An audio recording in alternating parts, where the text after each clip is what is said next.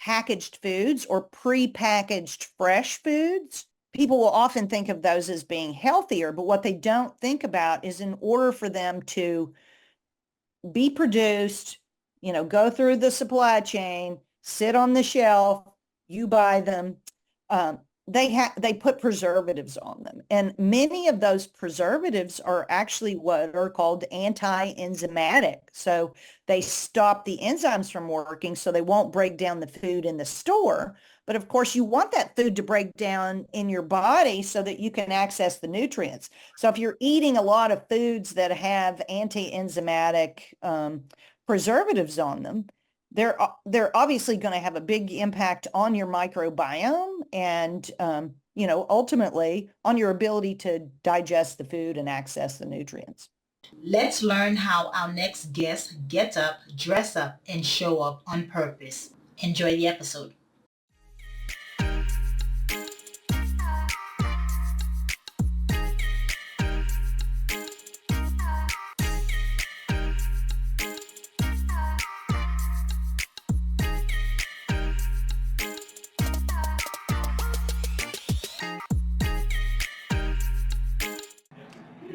Hello, morning enthusiasts. Welcome to the Best Morning Routine Ever podcast. I am your host, Dr. Lunid, and today I am elated to have Martha here with us today. She is a trailblazer in microbiome research, driven by her late husband's 2002 Parkinson diagnosis.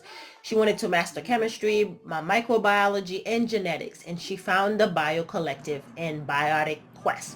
Now, she is shaping gut health science and chronic disease prevention across the globe with patients and scientific publication and over $1.2 million in NIH grant. And so Martha is onto something, and her contribution to wellness is so significant that she has the backing of the NIH. So this is huge. I'm really excited to have her on here and tell you about her story and how she is shaping this space. So with no further ado, Martha, welcome to the show. Thank you so much for having me today, Dr. Lanid. I'm looking forward to telling my story. Absolutely, it's a pleasure. Now, I know we talked briefly offline about your husband, and that's how this whole thing got started for you. And I know you recently lost him, so go ahead and tell us about that journey and how he's inspired you to continue to go on. Sure. So I actually came from a business background. So my undergraduate degree was in accounting, and I went to work in an accounting and consulting firm. And in that process, I was trained as an auditor, and they teach you, like, never believe anything anybody tells you. You have to examine the evidence for yourself. And they also taught us an approach for looking at a business from a systems perspective. So if you want to look at business risk, you're following everything that flows through the business and looking for those potential breakpoints. Well, fast forward to 2002, my young husband was only 44 years old. We had 3 children. Our youngest was 2, and he was diagnosed with Parkinson's disease. And it just seemed kind of crazy to me because he had been a health enthusiast, a marathon runner, never did anything that was unhealthy. And so, and you go to the doctor and they just kind of go, oh, you have Parkinson's and here's a pill. We'll see you in 6 months. And that's it. There's really nothing you can do. It's a long, slow trajectory down. And I didn't really like that. So I kind of took I'm not going to take what somebody says at face value. I'm going to start digging in and researching. And really the very next day, I was out, digging in, looking at books. And I started with the food because I knew, okay, if I'm going to kind of do my approach of transaction flow, I'm going to look at how, like, what are the main things going through the body? And I mean, what are we made of? We're made of what we eat. So I started studying the food supply and how the food was grown, the chemicals that were used on it, and all of these different things that could have potentially contributed to him getting Parkinson's. And, for the 2 years leading up to his diagnosis, he had been drinking this protein shake a soy protein shake every day. So I spent a lot of time looking at soy, the soy industry, how all of the and how all of that's grown and genetically engineered. And I kept thinking in the back of my mind, there's got to be some way to connect all this stuff that we're genetically engineering in the plants to what's going on in humans somehow. And, Did you find? in 2014, so that was 12 years later, I read a book called Missing Microbes by Dr. Martin Blazer. And he was talking about the rise in chronic disease and the use of antibiotics and something called the microbiome. And I was like, what's this microbiome? And that, I think you talked about this before on your show, but the microbiome is the trillions of bacteria, fungi, and viruses that live in and on our body. And they function as our internal pharmacy. I mean, we're really more microbial than we are human in terms of gene function. And so that made a lot of sense to me too, because I also knew from years of talking to people with Parkinson's that many of them had taken repeated courses of antibiotics, and that of course is going to have an impact on those gut bacteria. So later that year, a researcher in Finland, Dr. Philip Schupperhans, came out with the first publication that showed he could divide. So there's two primary types of Parkinson's. One is with a tremor, and the other is where they have more of a stooped posture and trouble walking. And he could divide those two groups of patients by the bacteria in their gut. It was very specific. And I was like, that's it. That's like the general ledger in accounting. And I quit my job and started funding some research at the University of Chicago and went on to found my company, the BioCollective, about 6 months later with Dr. Jack Gilbert and Dr. Suzanne Vernon. And we started building a biobank of fecal samples across the population, but we obviously had a focus on Parkinson's. But I also had this, so my co-founder Jack has a son with autism, and our co-founder Suzanne had spent 20 years looking at chronic fatigue. And we saw some similarities in the microbiome profiles. And so we started talking about, like, maybe we shouldn't be looking at things as like we call something a single disease, but really, yeah, it's really more a loss of function in the gut microbiome that's contributing to that. And it presents in different ways, depending on the weaknesses of the person. So we were looking to kind of look on a broader scale at what the problems people were having. So, we launched that company in 2015 and spent 7 years collecting fecal samples and, got a grant from NIH. Well, one of the interesting things in the process of collecting samples is the people in the lab who were processing those samples for our bank, they actually told me after several months, they said, I can tell if someone has Parkinson's just by looking at their stool. It is so different from everyone else's. And it's not in the published literature. And it's taken me, another 7 years, but I'm actually working with a researcher in Australia on a publication about Parkinson's that is going to tie out what's going on in the battle in the gut between the good and bad guys and how that contributes to basically the spilling out of calcium and potassium that makes this colloidal stool mass that makes it hard to get nutrition out, can't get water in, and it's difficult to pass. So that's kind of a long story from there to here. And then, so after the process of collecting all the samples, then we started to look at how could we make probiotics that could actually restore some of these lost functions. Yeah, and then having the right enzymes, right? The digestive enzymes to absorb the nutrients that we're putting in. So what you're seeing so far is a lack of with the patients.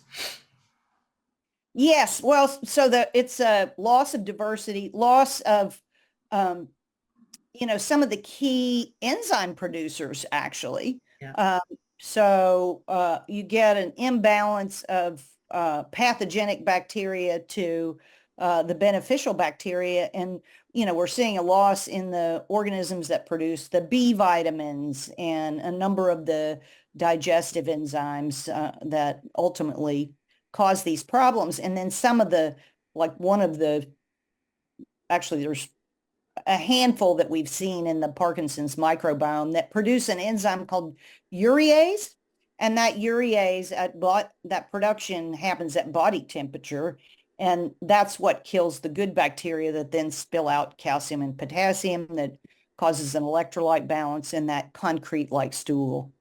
Wow, it all goes back to the gut and what we're putting in our body. Now you're saying this is how the body's processing what we're putting in. So it doesn't even matter if we're putting in healthy stuff, it's not receptive to it. It's not breaking it down as it should. That's so a lot of the microbiome research is showing you specifically right now. That's amazing. That's incredible to know this. Yes, and then you get from the gram-negative bacteria, you get a production of something called endotoxin. Mhm. And that is a contributor to what we call leaky gut. And you get these proteins that cross over the gut lining and cause inflammation and can cause autoimmune disease.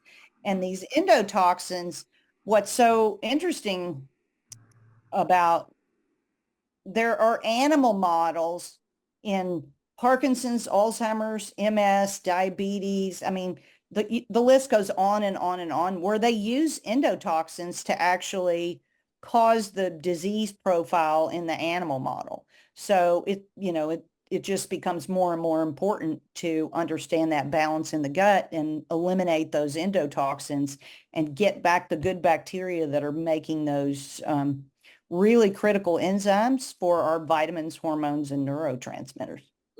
And so I assume you have a whole product line that helps with putting that good health back in to help digest and the probiotics and all that we need. Talk about some of the stuff that you do provide that people are not even aware of. Sure. So actually the first product I made was, we weren't even thinking we were going to make probiotics other than to make one for my husband, John. So um, we went to a Parkinson's conference in Portland, Oregon in 2016, and there were some researchers there who were showing in an animal model that the sugar alcohol mannitol could stop the aggregation of the proteins that are associated with Parkinson's called alpha-synuclein, and could actually pull them out of the brain and clear them, Mm. which is what we normally do when we sleep, is clear that trash out of the brain. And so this particular group was called Clinic Crowd, and they were getting people with Parkinson's just to take oral mannitol.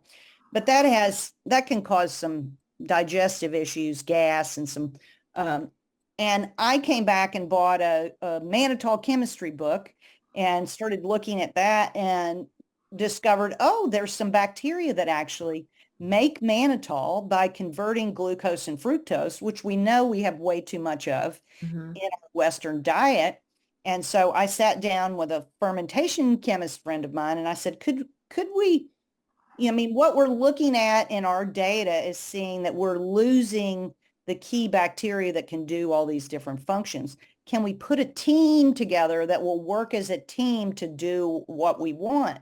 And so that's where the first idea of what we now call sugar shift. And there's definitely so a number of the bacteria that we've seen associated with Parkinson's are involved in sugar metabolism. So we formulated sugar shift to convert the glucose and fructose into mannitol in the gut, which we don't use, but it's a prebiotic. So it feeds a broader profile. And then in our research, we saw it increased bifidobacteria, which is depleted in Parkinson's, and a lot of and we lose bifidobacteria as we age. It's also damaged by COVID. And so we saw that increase in the bifidobacteria and some of the other key organisms that are declining. So something called Roseburia and another one called Faecalibacteria, we saw those increasing. And John actually at the time had been walking with a cane, and a month later he wasn't walking with a cane. He was able to navigate through a crowd, and we were testing and seeing how his microbiome profile was shifting back closer and closer to the human Its natural state. Yeah, healthy human. And so we went on to actually study it. We did a trial in diabetes because we knew it was affecting glucose metabolism, and that has much easier endpoints to measure than Parkinson's does.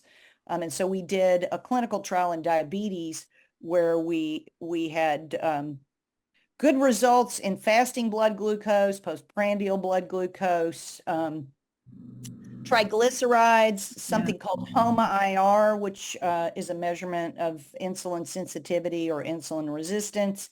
And we didn't, in the first 90 days, which is what the clinical trial was, we didn't see a change in HbA1c, but at the end of that double-blind trial, we unblinded and kept a subset of the people who had been taking it on the product for another 90 days. And then we saw that HbA1c drop. And that makes sense because it takes about 120 days for those blood cells to turn over.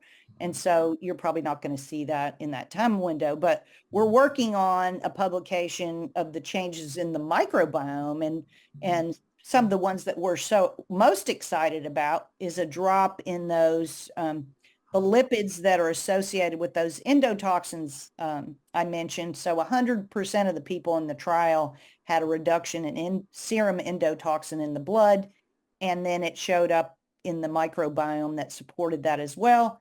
And then we also had over 900% increase in detoxification enzyme pathways like cytochrome P450, and that's a key enzyme for the breakdown of like environmental toxins.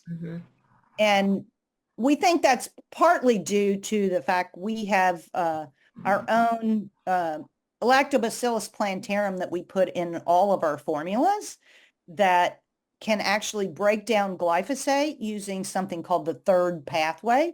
And that breaks it down to phosphate, water, and hydrogen. And many other microbes can sort of break that down. And if people don't know what glyphosate is, that's like Roundup. It's used in a lot of farming operations, and it's very detrimental to the microbiome. And so our strain can break that down without causing other toxic byproducts. There are other bacteria that can break it down, but it will often produce a toxic byproduct called AMPA. Yeah, let's talk about the toxic products and what we're consuming and what we're putting in the body. Because I know initially you started by researching or looking into the soy protein that your husband was taking for 2 years straight before his diagnosis.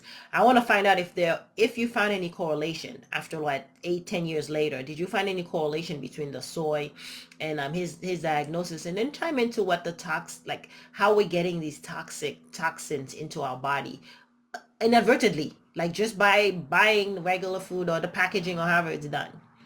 Right. So, well, what I did find in 2014, I wish this researcher would actually update his research, but his name is Andre Leu, L-E-U, and he did a research study where he showed the data on, in the United States, the amount of GMO soy, GMO corn, and the use of glyphosate, which is an organophosphate herbicide. And he showed the trajectory of that overlaid with about 20 different diseases for the, I guess it was 20 plus year period from 1997 when that was introduced all the way to 2014 when he published the paper. And the I mean, I know people say correlation is not causation, but if you have 20 different diseases where the trajectory is highly correlated Right. to an environmental herbicide that is increasing in the environment, then it's definitely something that you need to pay close attention to. Yep. And that particular herbicide, the history of it goes back, organophosphates go back to World War II as neurotoxins. And then after the war, they were trying to figure out, okay, like, how do we use these? So, and there are also organophosphate insecticides that are also used in the farming industry. And so those have an impact on the bacteria in our gut. And that's one of the ones that I am most focused on. But there are so many different um, chemicals used in the food supply. Like, as an example, you mentioned enzymes and the importance of digestive enzymes. Well, we often think that packaged foods or pre-packaged fresh foods, whether that's a container of hummus or, a packaged pre-cut vegetables or, anything like that. People will often think of those as being healthier, but what they don't think about is in order for them to be produced, go through the supply chain, sit on the shelf, you buy them. They put preservatives on them, and many of those preservatives are actually what are called anti-enzymatic. So they stop the enzymes from working, so they won't break down the food in the store. But of course, you want that food to break down in your body so that you can access the nutrients. So if you're eating a lot of foods that have anti-enzymatic preservatives on them, they're obviously going to have a big impact on your microbiome and ultimately on your ability to digest the food and access the nutrients. Hmm. That is scary. Thank you for breaking that down so easily, because it's designed to preserve it, but it also is working too well because once Yeah. we get it in, it doesn't break down in our Right. system, and so that can backlog. That creates all the gut issues, right? And you're not clearing out the system properly. And I know you collected a lot of fecal samples. Let's talk about the importance of cle- going. What that. Yes. Actually, I talk about that a lot, and my kids used to tease me. They called me the poop queen. But, I don't think people realize, because often they've been constipated almost their whole life. So, I mean, and I've used my husband as an example. When he was very small, um, I guess he was having trouble going to the bathroom even back then, and his mother used to bribe him with little stuffed animals to try to get him to go number two. Mhm. And so I wonder even back then if he had hard, large stools and it was just painful to go, or I don't know, but if you just think about it, I mean, when I very first started my company, I was out on a hike and I met this couple and they asked me what I did. And I told them I was collecting poop and they were sort of laughing, but they had their dog with them. And they said, oh, that makes so much sense because that's how we know if our dog is healthy. We look at the dog's poop every day when it poops. Right. And it's so interesting because humans, I mean, We don't look maybe at it. We don't talk about maybe they it. don't look at it. It's like, okay, I'm just going to flush that and not look. Yeah. But the Bristol stool scale, which is a score of 1 to 7 that is used oftentimes to, as one measure of how healthy your stool is. You want it to be kind of in the middle in that 3 and 4. But I actually think learning from our stool collection process, there's a much wider variety than just those 7. And I mean, we've had everything. We had everything from someone who ate an all milk diet for 30 days that had only white poop, to, and this isn't talked about a lot. Often people with Crohn's, most of their stool is mucus. Hmm. So, they have a lot of issues as well. But it's just very important to get rid of the waste because there are, like, back to the toxins. these bacteria produce toxins as they die off it's their cell wall and so the longer that waste sits inside your body, the more your immune system is having to deal with those toxins. Mm-hmm. So while you don't want the transit to be too fast because then you're not absorbing the nutrients, but you want to be able to be moving your food out daily. And sometimes I tell people you can kind of test that by just eating a beet and seeing if, you get some Color. red you get some red poop within 24 hours, then you're probably moving at the right pace. Yeah, that's a good way to look at it. Changing the color. Yeah. I know you're very busy. You're running two major companies, the BioCollective and BiotiQuest. Tell us about BiotiQuest a little bit, and I want to know how you manage both. Well, so BiotiQuest is the probiotics brand. So that is, we have 6 different products. We talked about the sugar shift product. We have an immune product, a product you take after antibiotics to help restore the gut.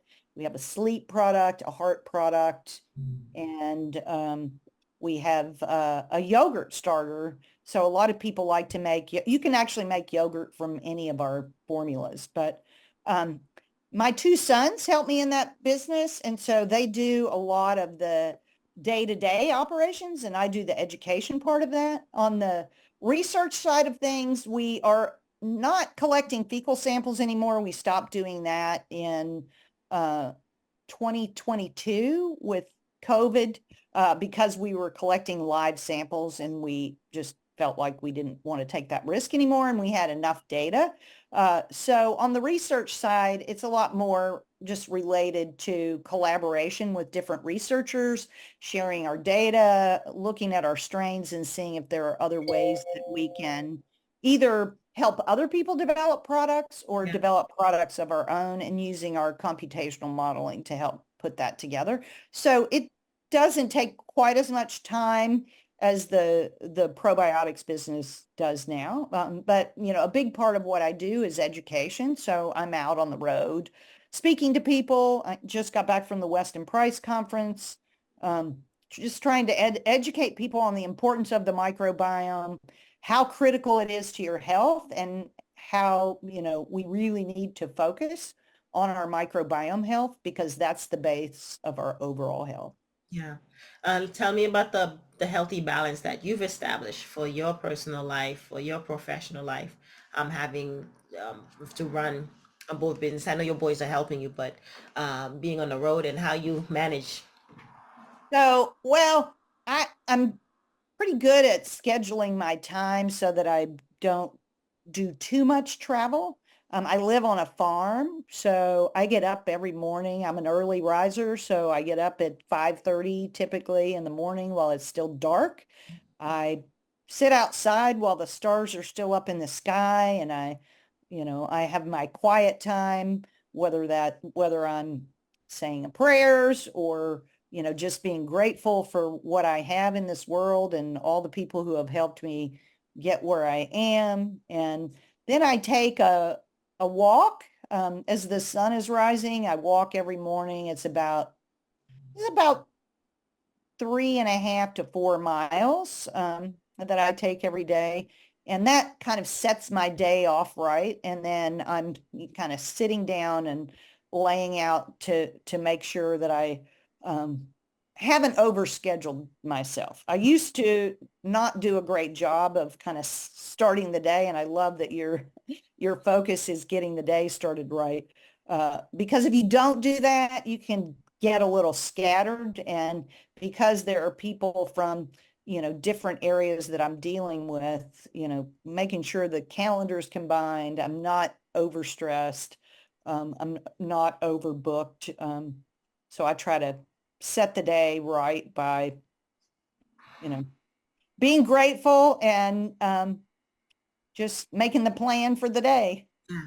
It's a beauty the way the morning routine works because you do it for you, but it actually everyone else around you benefits from it because then you Yeah. show up your best self, right? You show up with the right energy, and you can guarantee the day will get hectic, but you are almost like grounded And Yeah. so you won't be shifted too easily.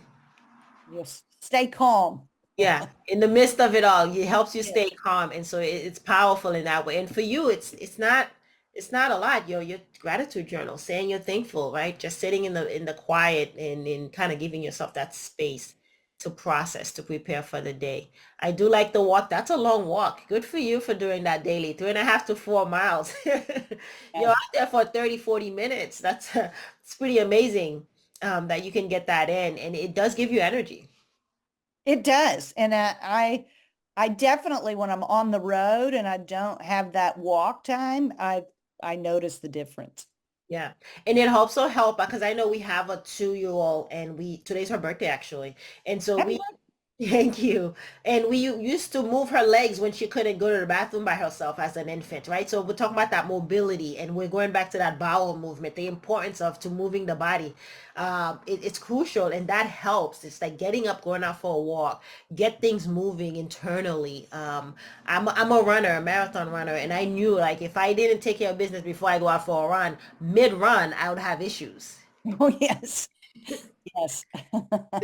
It's the just mobility to kind of correlate back to the gut and the bowel movement and healthy bowel movements and daily bowel movements.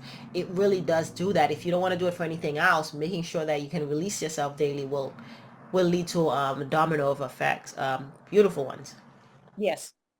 So thank you for sharing. Anything else that you want to share about your morning routine? I don't, well, I always start with a big glass of water. So Yay, there it is.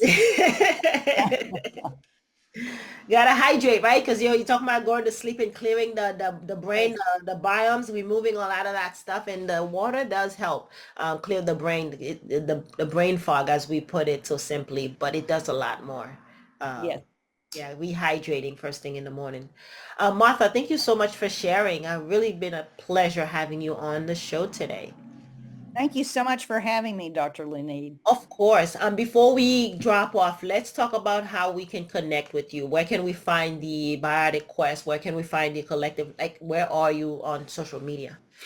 So you can find our probiotics on our website, which is biotiquest.com. So that's BIOTIQUEST.com. They're also available on Amazon. So you would just search BiotiQuest probiotics. Um, and I actually have a personal blog called Martha's Quest, where I write about Parkinson's and alternative therapies for Parkinson's and the gut microbiome in Parkinson's.